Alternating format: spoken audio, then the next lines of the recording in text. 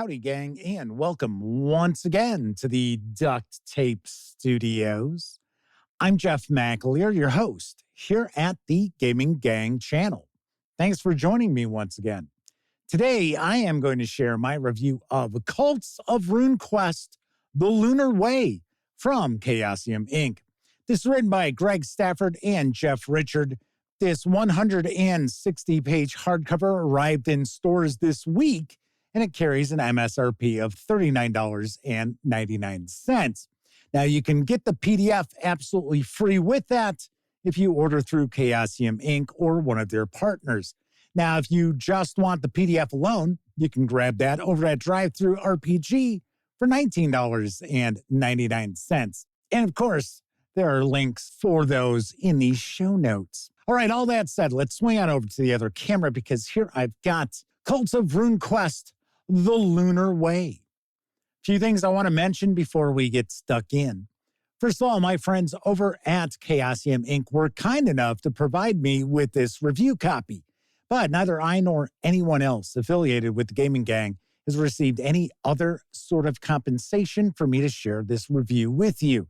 These days, it's very important you know that. We're also not going to look at each and every page of this book, but I do want to give you a very good feel for what you're going to find inside the Lunar Way. Lastly, there is some nudity in the images throughout the book. Now, of course, if you're not overly familiar with RuneQuest, it is set in a fantastical Bronze Age. So the artwork reflects that. That's really what we're looking at. And of course, if you look at our own Earth history, right in that period, a lot of the artwork, the tapestries, and so forth did feature some nudity as well because fertility is a big deal with these deities. Just want to let you know in case you're offended by that. Even though I'm going to randomly page through this, we may encounter some of those images. Okay, let's jump on in. First thing I want to do is share the credit page. So here we've got all these fine folks who worked very hard to bring this volume to light. So there we have that. Do want to mention throughout, the production quality is excellent. Love the artwork. Layout is very well done. And the paper stock, solid. This should hold up fairly well at your game table, and it's important to keep that in mind. So what we're looking at here is the third volume of Cults of RuneQuest, which features a Pantheon. And here we look at the deities worshipped by those who live in the Lunar Empire. So this is known as the Lunar Way. So we have 15 different cults, and we'll get more information about the deity itself, as well as various aspects of the cult, such as membership and the magic which is available to members of that cult, the hierarchy, the ranks that the player characters can look to achieve. All of that is contained throughout. Now, I also want to point out that we do get information about the Lunar Empire. And the Lunar Empire is sort of the Gloranthian equivalent of our Roman Empire. So those who live within the Lunar Empire probably feel pretty good about that. And their lot in life, depending on their caste, is probably pretty good as far as the empire goes. Now, of course, those who live outside the empire fear the Lunar Empire and hate the Lunar Empire as well. So keep that in mind. Now, the Lunar Empire does skew towards chaos. Now, that doesn't necessarily mean that if you are playing a player character from the Lunar Empire that you have to be evil or anything like that. Not at all. But the deities do skew toward chaos. Now, we'll get more information about some major players in this pantheon, such as the Seven Mothers, the Red Goddess, the Crimson Bat. And we also get some really cool information about the Red Emperor, who is sort of the Red Goddess's avatar on Glorantha, who essentially oversees the Lunar Empire. Like that information quite a bit But as you can see here, we'll start getting into information about the different cults, what the relationships are, the history of the cults. Cults of RuneQuest, the Lunar Way, does include 2 new systems for use with RuneQuest, and one is a new type of magic. So it is lunar magic. Now we've got the rune magic, the spirit magic, and lunar magic. And the lunar magic is affected by the phases of the red moon. There's even information in here about setting adventures on the red moon. I thought that was a nice addition. As far as the lunar magic, we will get some new spells and a discussion on how to utilize them. And as we've seen in the past Pantheon books from Cults of RuneQuest, we will have various different spells that are geared towards specific deities. So keep that in mind. So as an example here, we're seeing Dark Sea, Sprout, Terrify Horse. As with the other 2 Pantheon books, this is just absolutely jam-packed with content. As you can see, there is not a lot of wasted space throughout. Now, there is some fantastic artwork spread throughout the book, but you can see as we're hitting these pages that we have got tons of content. So it's important to keep that in mind, that we're not looking at a book that's all fluff and just backstory and history. Sure, we get that, but we also get very usable information and content for players and game masters alike. Here's the Red Emperor, Moon Sun, ruler of the Lunar Empire. So the Red Emperor turns out to be the son of the Red Goddess. And of course, the Lunar Emperor is kind of like a demigod without maybe some of the powers of a demigod. Once again, because they are the son of the Red Goddess, they are extremely important in this pantheon as well as the Lunar Empire. And we do get quite a lot of page space devoted to both the Red Emperor and the Red Goddess. So really nicely done. Very cool stuff. Now, there is also the second of the new systems, which is included in this book, and it is called Illumination. And in essence, it's how vested you are in the Pantheon. I guess one way I would kind of explain it would be in our Earth equivalent, right? Our modern era would be the Freemasons, the different levels of Freemasonry, sort of along those lines too. And of course, in the Lunar Empire, illumination is very important. Outside of Lunar Empire, the illumination terrifies people because it is quite chaotic.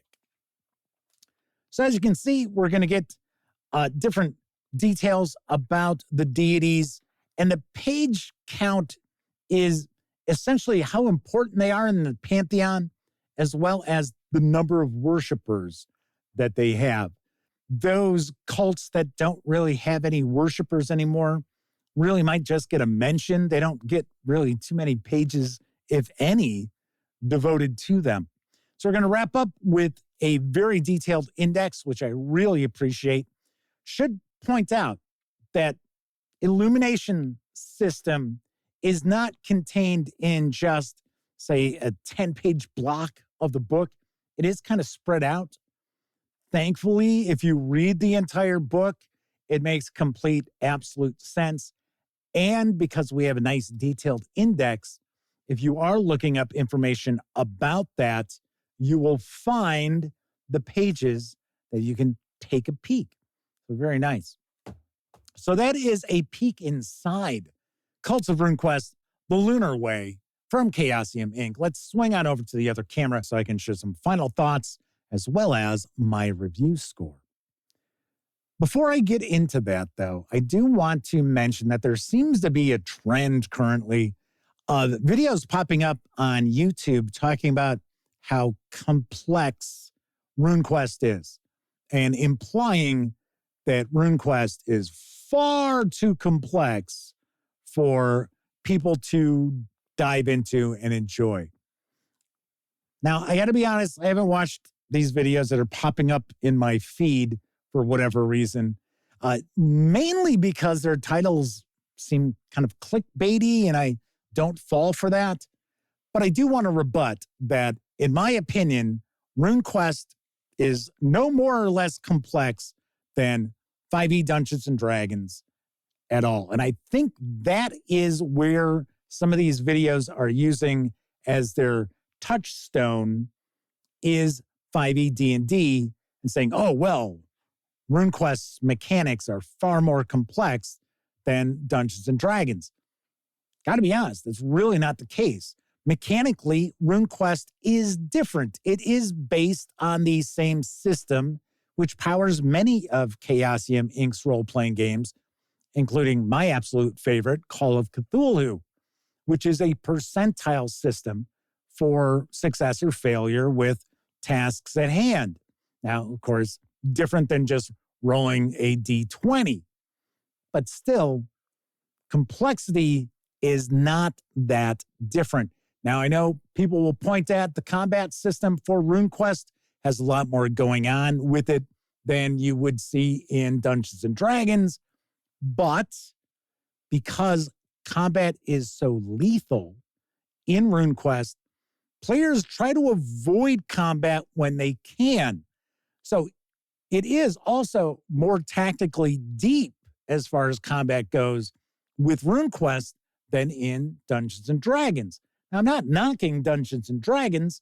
My point is, RuneQuest is not exceptionally complex whatsoever. Now, I think where there is some confusion is in the sheer amount of background and history for the world of Glorantha. Now, the late, great Greg Stafford invested over 40 years of his life into Glorantha, and it shows. So I'll be very honest, as a game master, if I tried to incorporate everything from the world of Glorantha at my game table, my head would explode. There's absolutely no way that I could do it because there is so much out there. But here's the thing, you don't have to. You include what you want from the world of Glorantha or the small corner of that world that you're setting your campaign in, and that's it. You don't have to go into a deep dive and give info dumps every 5 minutes to your players if you are playing RuneQuest. So I did want to float that out there, that I think because there is so much content, so much history, so much background about Glorantha, that sometimes people equate that with the complexity of the game, which, of course, those are two absolutely different things. So let's get back to Cults of RuneQuest, The Lunar Way. Absolutely fantastic. Just like the two other volumes, which are focused on pantheons, spectacular. Really, really phenomenal. Gotta say, I really like the various different deities. I find them unique, find them very interesting, and quite different than other members of the Pantheon. I think that's really important to keep in mind, that each of them feels very much alive and very different than each of the other entries. I like the inclusion of the new lunar magic. It's not adding any sort of additional complexity. It's just a different type of magic to go with the rune magic as well as spirit magic. Other forms of magic don't get a short shift at all, so it's nice to see that also. Illumination is a cool new mechanic, really only for player characters who are members of the Lunar Empire, so it's not as if you have to worry about that with every single player character. But I thought that's a cool new angle too. Love the Red Goddess. Really enjoy the info about the Red Emperor. I think it's, once again, a very unique take on how the government of the Lunar Empire is run. So I dig that quite a lot. As far as production quality, artwork throughout, top-notch, layout, excellent, at least in my opinion, and this book should hold up to repeated use. Now, of course, this is a Pantheon book. You're probably not going to be referring to it tons at the game table, but paper stock, everything really, really nicely done. If you have any interest in having player characters from the Lunar Empire at your game table, this is an absolute must own. If you are interested in bringing deities from the Lunar Way Pantheon to your game table, this is an absolute must own. If you want to throw some chaotic deities into your campaign, you know what I'm going to say. This is absolutely a must own. So on a scale of 0 to 10, I give Cults of RuneQuest Lunar Way a 10 out of 10. It is another phenomenal entry into the Cults of RuneQuest. All right, that is it for this time out. If you like this video, by all means, please give it a quick thumbs up. Subscribe to the Gaming Gang channel if you haven't already. And if you do subscribe, don't forget, ring that bell. It'll not only let you know when I share videos such as this review, it'll also inform you when my live stream, the Gaming Gang Dispatch, airs Tuesday, Wednesday, and Thursday evenings right here on YouTube at 7 p.m. Central. Of course, when you're not watching videos on the Gaming Gang channel, be sure to visit thegaminggang.com for all latest in tabletop gaming news, reviews, and a whole lot more you are not going to find here on YouTube. You know the drill. Get your geek on at thegaminggang.com. Once again, I'm Jeff MacLeod. Thank you very much for watching. And until I see you next time, I certainly hope all of you get to enjoy plenty of great gaming with your gang.